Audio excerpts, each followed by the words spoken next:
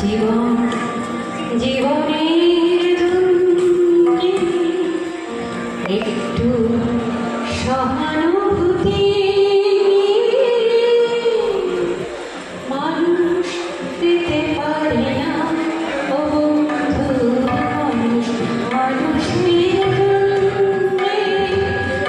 Mathabhanga super speciality হাসপাতাল নির্মাণ প্রস্তুত কমিটি এবং রেল উপভোক্তার দাবি আদায় কমিটির যৌথ উদ্যোগে সংবর্ধনা অনুষ্ঠান।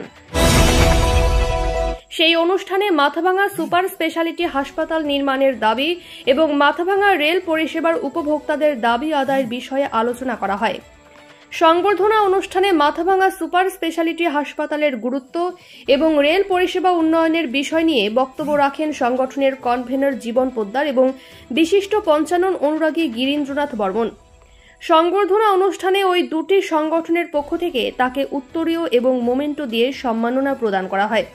এছাড়াও বিভিন্ন ক্লাব এবং সংগঠনের পক্ষ থেকেও ওই মঞ্চে সাংসদকে সংবর্ধনা প্রদান করা হয়। সংবর্ধনা সভায় বক্তব্য দিতে গিয়ে সাংসদ জগদীশ চন্দ্র বর্মা বসুনিয়া জানান, মাথাভাঙাবাসীর এই সঙ্গত দাবি নিয়ে তিনি সংশ্লিষ্ট কর্তৃপক্ষের কাছে আন্তরিকতার সাথে কথা বলবেন এবং যাতে এই দাবি অতি সত্বর পূরণ হয় সে বিষয়ে তিনি উদ্যোগ গ্রহণ করবেন বলে জানালেন। তবে তিনি অভিমত প্রকাশ করেন, ইতিপূর্বেই কোচবিহারের সাংসদ এবং বিধায়কেরা এই বিষয়ে কোনোদিনই দাবি উপস্থাপন করেনি। মাথাভাঙাবাসীর জন্য তিনি আন্তরিকভাবে এই দাবি সংসদে উপস্থাপন করবেন বলে জানিয়েছেন। শুনুন, এখানে শারদীয়া দুর্গোৎসব উপলক্ষে চলছে বিশেষ পুজো অফার। প্রতিটি মডেলের উপর থাকছে বিশেষ ছাড়। আজই আসুন সিতাইয়ের নতুন তামাকহাট সংলগ্ন বাজার মোটর সাইকেলের শোরুমে। আমি কিন্তু বিধায়ক ছিলাম, আমি পঞ্চায়েত সমিতির সভাপতি ছিলাম, প্রধান ছিলাম, তো জনগণের সঙ্গে কাজ করার অভিজ্ঞতা, দীর্ঘ অভিজ্ঞতা আমার আছে এবং কাজ আদায় করে নেওয়ার অভিজ্ঞতা আমার আছে। আপনারা জানেন যে আদাবাড়ি ঘাটে শিঙিমারি নদীতে কাছে, এই নদীতে আপনাদের এখানে মাছাই বলে, আমাদের ওখানে শিঙিমারি বলে, সেই নদীতে আমরা প্রায় 150 কোটি টাকা ব্যয় সাগর দিকে একটা সেতু তৈরি করি। আমরা সেই সেতু নিয়ে আপনাদের মতো লড়াই করেছিলাম, আন্দোলন করেছিলাম এবং 2012 সালে আমাদের মাননীয় মুখ্যমন্ত্রী শিলিগুড়ির কাঞ্চনজঙ্ঘা স্টেডিয়ামে আনুষ্ঠানিকভাবে সেই ব্রিজের কাজের শুভ শিলান্যাসের ঘোষণা করে এবং তার এপ্রিল মাস 12 এপ্রিল আনুষ্ঠানিকভাবে সেই কাজটা শুরু হয়েছে। আজকে আমরা সিটাইয়ের মানুষ 3 টাকা কুচবিহার যেতে আমাদের কোনো অসুবিধা হয় না। তেমনি করে মেট্রিগঞ্জ এবং হলদিগঞ্জের মধ্যে জয়ী সেতু হলদিগঞ্জের দূরত্বকে মেট্রিগঞ্জের সঙ্গে কমিয়ে দিই। তো যাই হোক, লড়াই করে থাকলে, আন্দোলন করলে তার ফল যে পাওয়া যায় সেটা বিভিন্ন জায়গায় আপনারা সেটা অনুভব করেছেন। তাই আমি আপনাদের কাছে অনুরোধ করব যে আপনাদের সুস্থ মানসিকতা যে উদয় হয়েছে মাথাভাঙার মানুষের জন্য কিছু করা, এবং এই আপনাদের উদ্যোগকে আমি সাধুবাদ জানাই এবং আপনারা এগিয়ে যান। আমি আপনাদের সঙ্গে আছি, সাথে আছি। যখন যেভাবে প্রয়োজন পড়বে আপনারা নির্দ্বিধায় আমার সঙ্গে যোগাযোগ করবেন, কোনো অ্যাপয়েন্টমেন্টের দরকার নেই। কারণ আমি যদি আমাদের কুচবিহারে থাকি আমাকে ফোন করবেন, যে কেউ ফোন করলে আমি ফোনটা তার ধরি, ফোনটা তার কল ব্যাক করার চেষ্টা করি এবং আপনাদের সমস্যা যতটা পারি শুনে তার সমাধান করার জন্য যে সদস্য ভূমিকা গ্রহণ করে সেটা নিশ্চয়ই আমি চেষ্টা করি। তো যাই হোক, সবাইকে আমার আন্তরিক অভিনন্দন, সবাইকে আমার নমস্কার জানাই। আজকের এই সংগঠন সবাই আমার বক্তব্য এখানে শেষ করছি। ধন্যবাদ। আজকের এই সংবর্ধনা সভায় সাংসদ এলেন, কি বললেন বা কতটা আশাবাদী আপনারা? সাংসদ আশায় ওনার যে বক্তব্য রাখলেন তাতে আমরা আশাবাদী। আমাদের সুপার স্পেশালিটি হাসপাতাল তার একটা ইতিবাচক সাড়া আমরা পেয়েছি এবং পাশাপাশি রেল উপভোক্তা দাবি আদায় কমিটির ব্যাপারেও আমি যথেষ্ট তৎপর আর কথাবার্তা বলেছি।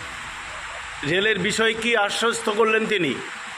রেলের বিষয়ে তিনি আশ্বস্ত করলেন, এর মধ্যে একটা মিটিং হয়েছে, এখানে উনি আমন্ত্রিত ছিলেন, স্ট্যান্ডিং কমিটি মিটিং। সেই মিটিংয়ে এই মাথাভাঙা রেল স্টেশন সম্পর্কে উনি আমাদের দাবি দেওয়া নিয়ে কথা বলেছেন এবং আগামীতেও একটা মিটিং আছে, সেখানে তিনি কথা বলেছেন। সুপার স্পেশালিটি হাসপাতাল নির্মাণের ক্ষেত্রে উনি কতটা আশ্বস্ত করলেন আপনাদেরকে? ওনার বক্তব্যের মাধ্যমে আমরা এটুকুই বললাম যে উনি এটার পক্ষে আছেন এবং উনি ওনার দিক থেকে যথাসাধ্য চেষ্টা উনি করছেন। কোন দায়িত্বে আছেন আপনি, কি নাম? আমার নাম জীবন পোদ্দার, আমি সুপার স্পেশালিটি হাসপাতালের যুগ্ম সম্পাদক। ওকে। রেল উপভোক্তা দাবি আদায় কমিটির পক্ষ থেকে আপনারা আজকে যে তাকে স্মারকপত্র দিয়েছেন বা বক্তব্য রেখেছেন, তাতে করে সাংসদ যে বক্তব্য উপস্থাপন করেছেন, আপনারা কতটা আশাবাদী? প্রথমেই বলছি, উনি আমাদের ডিআরএম যে স্মারকলিপি জমা দেওয়া হয়েছে সেখান থেকেই উনি আমাদের সাথে উনি আছেন। উনি আমাদের তার সুপারিশ পাঠিয়েছেন আমাদের হয়ে, আমাদের মাথাভাঙা এই কমিটি হয়ে যা যা করতে লাগবে সেই তার প্রতিশ্রুতি উনি দিয়েছেন। এবং আমরা এর মধ্যে ওনার বক্তব্য থেকে আজকে পরিষ্কার এটা বুঝতে পারলাম, একটা বার্তা পেলাম যে উনি খুবই তৎপর।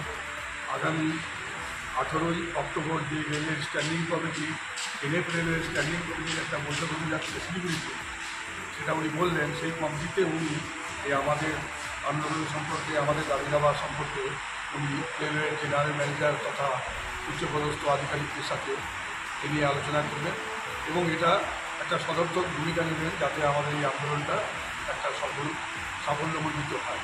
মুহূর্তে আমাদের খুব বেশি বড় দাবি দাবা নিয়ে আমরা আন্দোলনে নামিনি। আমাদের মিনিমাম খুবই ন্যূনতম, যেটা মাথাভাঙা মহকুমাবাসীর পক্ষে খুবই জরুরি এবং স্তর এলাকা আমাদের মাথাভাঙার বাংলাদেশ বর্ডার, এটা সন্নিহিত, এটা বর্ডার এলাকাই বলবো।